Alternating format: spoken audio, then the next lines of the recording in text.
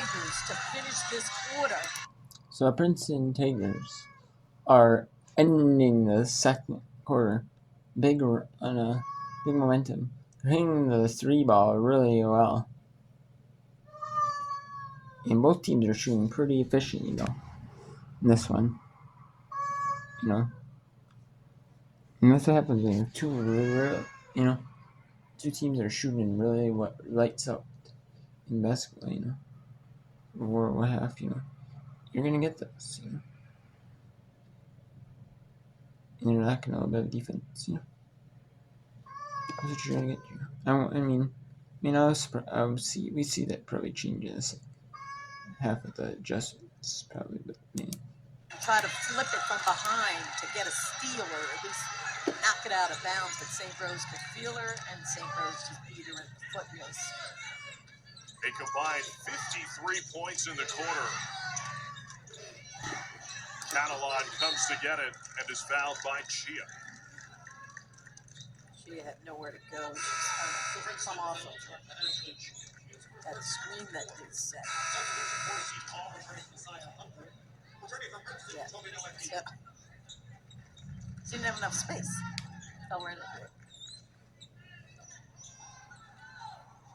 This is a 30-point second quarter for Princeton.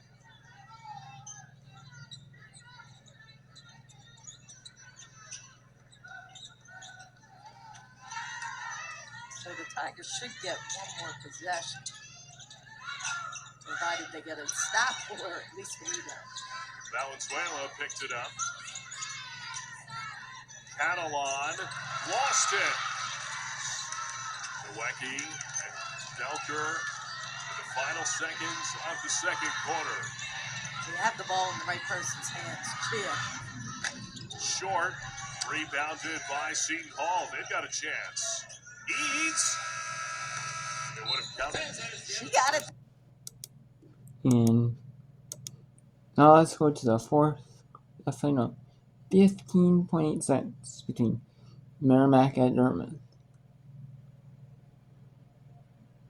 Both teams are trying to get a next win on their season.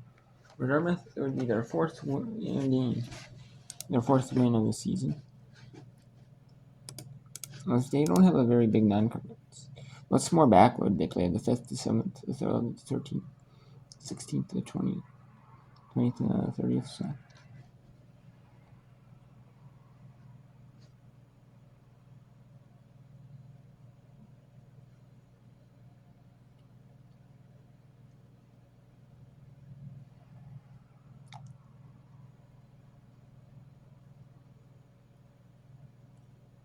You play 7 games by the 20th. You come in non-conference.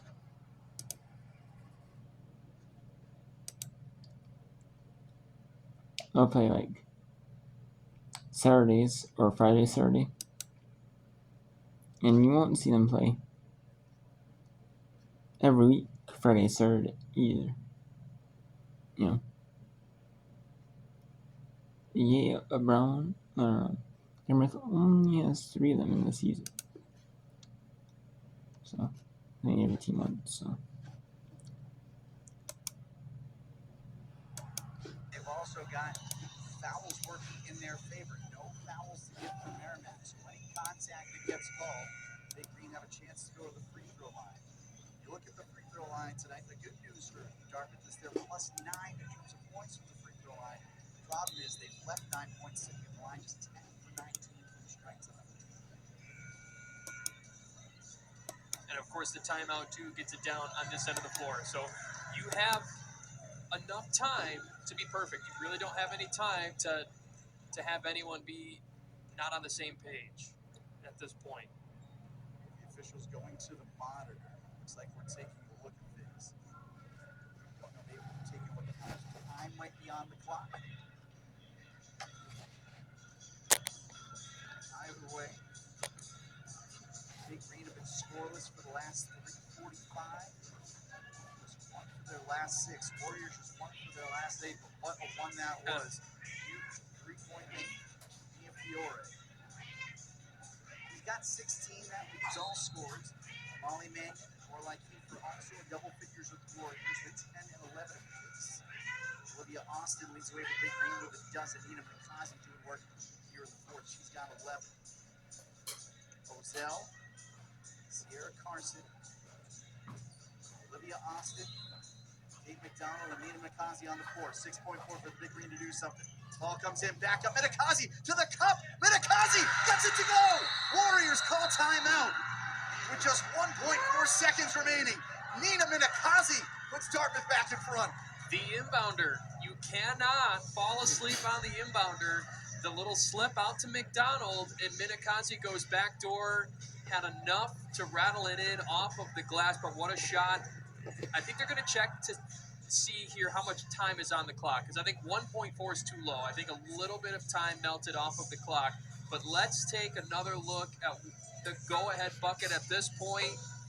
Just a tough fall asleep on the backdoor cutter, and the shot to go for Minakazi. She's been trying to get a go from outside, but we talked about her, a versatile player, just at 5'8", but she can knife backdoor, and she puts Dartmouth in front.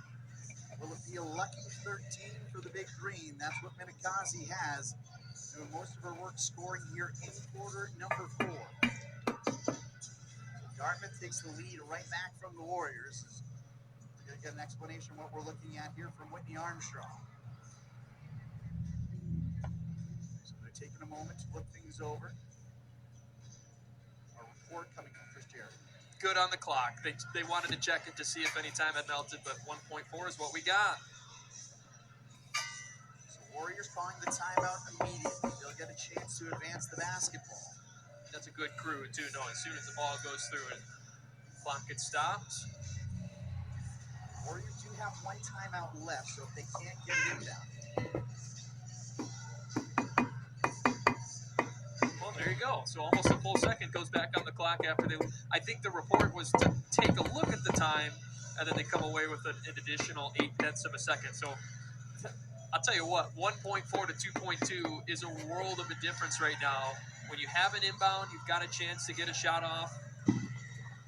What are you doing here? You've got Fiona, the inbounder. You got to keep a close eye on her. Fiore can trigger it. Warriors have to get it. Mannion pulls from the corner for 3. Beats the buzzer. Molly Mannion knocks it down, and the Warriors look like they're going to escape with the victory. They're going to take a look. But it looked good That one looked like it was off clean. Merrimack College. Mannion, a clean pull from the corner. They're going to go to the monitor. What a finish here in Hanover tonight. Well, just as we're talking about it, you're thinking Fiore, the inbounder, is going to be the one that you would want as the ideal candidate to deny. And instead, in the far corner, it's Molly Mannion that slips free, just 2 for 3 on the night, which is funny enough. The 2 for 3 is a team high, and if this counts, it's 3 for 4, and it's the winning bucket. 3 go-ahead buckets that we've seen here in the final 10 seconds between these two teams. The Warriors were 1 for 9 from three-point range through the first 3 quarters, 5 for 10, presumably here in the fourth. And this is tough to say here too, and nothing's a given, but you flash back to when Dartmouth had the basketball with the shot clock turned off, up 2, and the entry pass underneath, Minakazi trying to find Austin, and she breezes the layup, and then on the other end you see the Merrimack 3. That at the point looked like that would be the dagger. Minakazi makes up for it for the backdoor layup, but that is ultimately how we got here. Is you had an opportunity to force free throws from Merrimack to you, and a chance to make it a 4-point game. Instead, here we are with Merrimack ultimately looking at a game-winning bucket. Shot is good. There's your ball game. Merrimack is... And that was pretty clear. Merrimack game winner. And that is it. Merrimack College. Sirius. After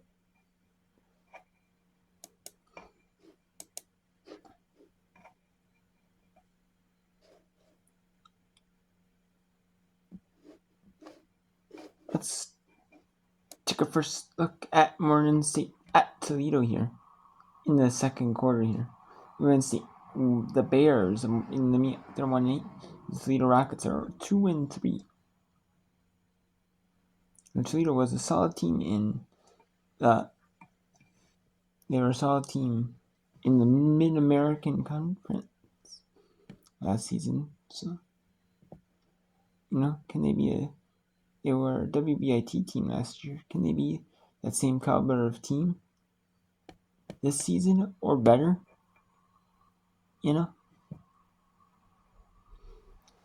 Toledo wants to be, at least I wouldn't mind being especially it means you're not making the NCAA tournament. Yeah, your ultimate goal with these mid-majors is you're probably never going to win the NCAA tournament. You probably know that. But can you at least make it the NCAA tournament? And, anything can happen,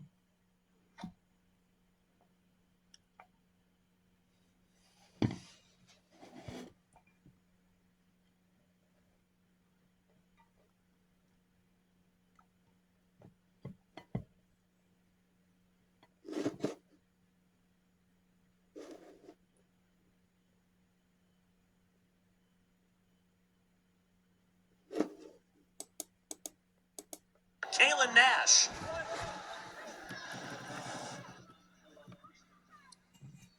Nice drop off there. That's Hayes. The backline defender stepped up to help, and a bounce pass across the lane beat the helper concept, if you will. Good finish inside of traffic. Bogan's back into the last 24.4. Free throw not there.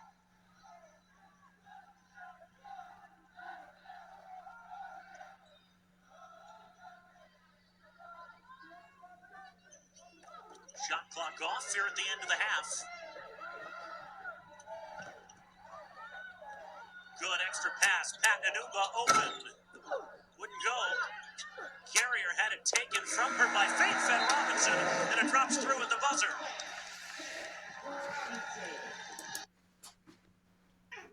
And the Toledo Rockets have 39-23. So, let's take our first look at this Southland Conference game, the first of 22 conference games for these two teams.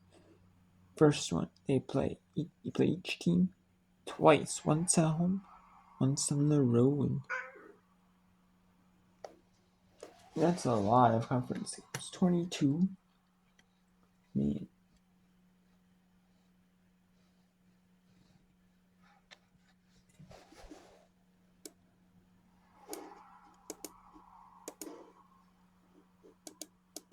Last year, she peaked at the very end, towards conference tournament time, and so she started to heat up a little bit in their last home game against UT Arlington.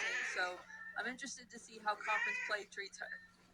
Yeah, I wasn't fortunate to see her play in the last game that I was here, but anytime you can insert athleticism and that guard play into your lineup just gives you more options moving forward. That way you can rotate players in and out, and that just deepens your bench and provides you more depth. See Armani Taylor leading the offense right now, and we discussed in their home opener the energy Chisholm Aguayo brings to this team, and just rolls around that rim and in. Yeah, right there on cue. She just brings so much athleticism and so much bounce to her game. I love the lift that she gets up off the ground. Like, I give her bunny hops. Like, she definitely adds so much athleticism to this ball club. I like this matchup between Armani Taylor and Jalea Ingram right now. Trying to get a shot off before the first ends, and that'll do it. So in the first quarter tied, UT RGV Lamar both at 14, so very